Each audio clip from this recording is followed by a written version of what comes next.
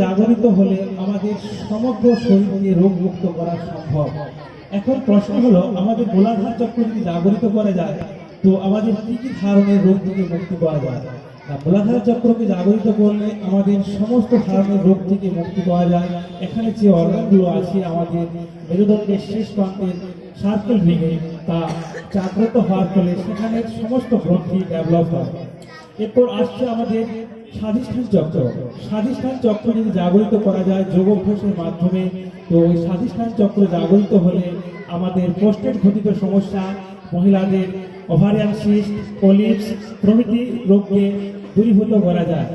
এবং যাদের piles, Fischer বা ফিস্টুলা আছে, এই চক্র জাগরণ হলে তা নিরাময় হয়। পরিশেষে আসছে আমাদের হৃদচক্র।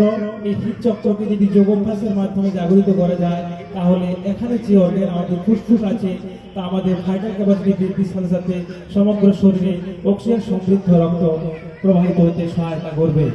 এবং এর উপরে আছে আমাদের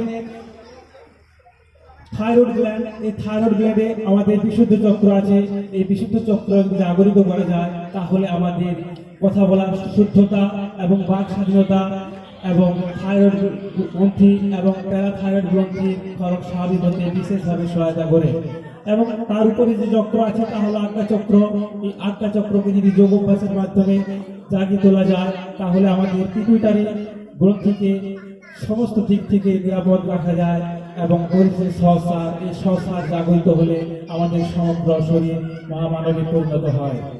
এ প্রসঙ্গে আমরা অন্ধকার থেকে আলোর দিকে নিয়ে যাওয়ার জন্য আমাদের একটি খুব গুরুত্বপূর্ণ মন্ত্র আছে। ওম অসতো মা সদ্গময় তমসো মা জ্যোতির্গময় মৃত্যুর মা অমৃতঙ্গময় আবিরাবির মমেধি। এরপর আমরা সমবেত কণ্ঠে শান্তি মন্ত্র উচ্চারণ করব। স্পিকার দেবে।